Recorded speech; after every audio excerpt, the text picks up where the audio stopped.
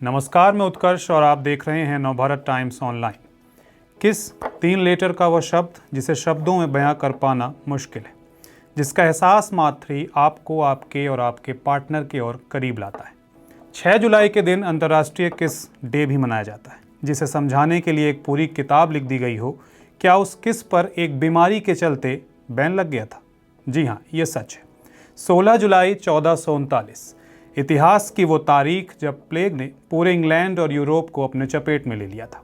इस बीमारी की वजह से इंग्लैंड ने किसिंग पर भी बैन लगा दिया था। बीमारी को रोकने के मकसद से राजा हेनरी 6 ने किसिंग को बैन कर दिया था। हालांकि इस बात का पता नहीं चल सका था कि किसिंग की वजह से ही ये बीमारी फैल रही है। इस प्लेग को ब्लैक डेथ या फिर बुबोनिक प्लेग के तौर पर जाना गया था। इसे रोकने के मकसद से जो फैसला लिया गया था वो बहुत से लोगों को ठीक नहीं लगा था। किंग हेनरी 6 का शासन। इस बैन को बीमारी को संक्रामक होने से रोकने के लिए उठाया गया एक कदम माना गया। जनता को पारंपरिक तौर पर एक दूसरे का अभिवादन करने के लिए उन्हें चूमने से मना कर दिया गया।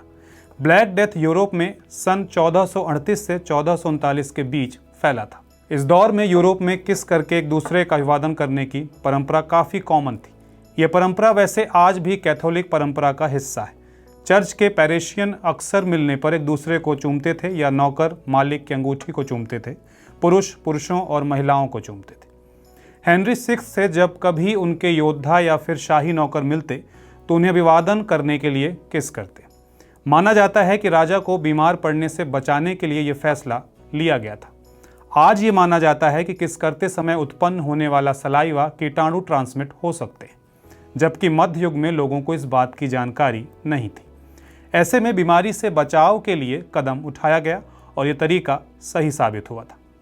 किसिंग को बस इलाज के तौर पर ही बैन किया गया था। ब्लैक डेथ बहुत ही खतरनाक बीमारी मानी गई थी। माना गया था कि इस बीमारी से प्रभावित क्षेत्रों के 30 से 40% लोगों की मौत हो गई थी। यूरोप में इतनी बड़ी संख्या में मौतें हुई थीं कि उसने जनसंख्या को भी प्रभावित कर डाला था।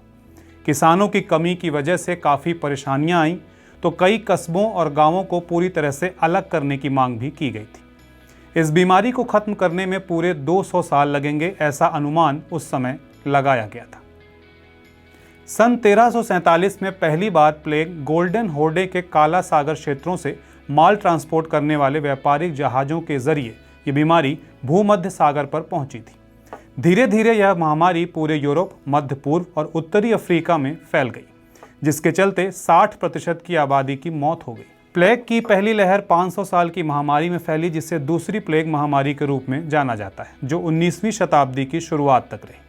सन 1346 से 1353 तक यूरोप, एशिया और उत्तरी अफ्रीका में बुबोनिक प्लेग महामारी ने लगभग 20 करोड़ लोगों की जान ले ली।